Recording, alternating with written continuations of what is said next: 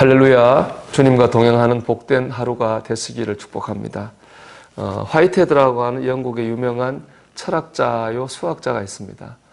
이분은 과정철학이라고 하는 철학 사조를 만든 분인데요.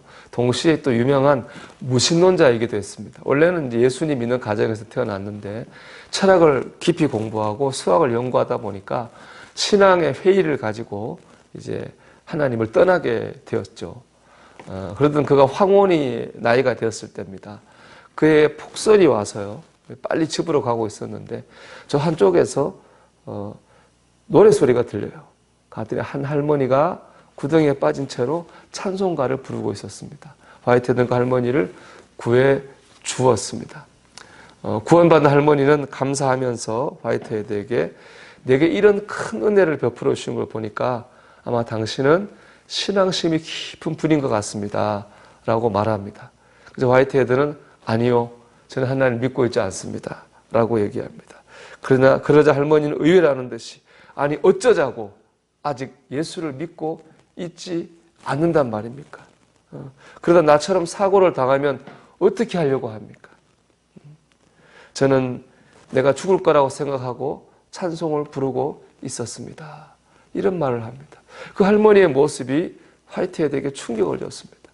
내가 마지막이라고 하는 그 순간에도 찬송을 부르고 있었다고 하는 그 확신, 그 소망이 화이트헤드를 고민하게 했습니다. 왜냐하면 그가 공부하고 연구해왔던 철학이나 수학은 그런 확신을 주지는 못했기 때문입니다. 그 일을 통해서 화이트헤드는 교회로 돌아갔고 하나님의 은혜로 구원의 확신을 가지게 되었습니다. 그 할머니가 그 마지막 순간에도 찬송할 수 있었던 것은 하나님이 나를 구원하신다고 하는 확실한 소망이 있었기 때문에 그렇습니다. 그 할머니의 확실한 소망이 큰 무신론자 화이트헤드를 하나님의 은혜 가운데로 인도할 수가 있었습니다. 여러분, 여러분에게는 소망이 있습니까? 하나님이 나를 구원하신다고 하는 소망, 다른 사람을 구원의 길로 인도할 수 있는 소망, 여러분 그 소망을 붙들고 살고 계시나요? 오늘 본문을 읽어보면요, 그동안 읽었던 예레미야서와는 분위기가 달라진 것을 느낄 수 있습니다. 그동안 하나님께서는 주로 심판과 징계에 대해서 말씀하셨습니다. 이스라엘 백성이 범죄하였고 하나님께서 바벨론을 통해서 이스라엘 백성을 치셨습니다.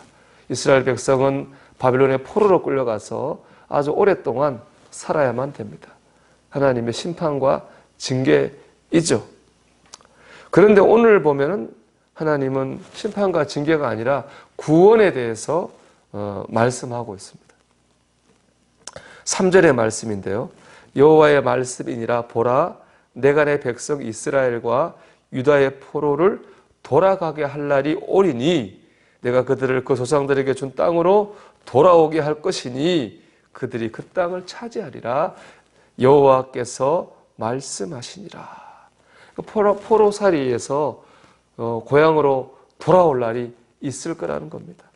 모든 고난이 끝날 날이 올 거라는 겁니다. 모든 것이 회복되는 날이 올 것이라는 말입니다. 이 하나님의 약속의 말씀은 이스라엘 역사 속에서 이루어졌습니다. 고레스 왕 때에 이스라엘 백성이 고향으로 회방에 돌아오는 그런 역사가 실제로 일어나게 됩니다. 하나님 어떤 분입니까?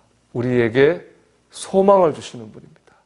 그리고 그 소망의 말씀을 이루시는 분입니다. 하나님의 백성은 누구입니까? 하나님 주신 소망이 이루어질 것을 믿고 그 소망을 붙들고 사는 사람입니다.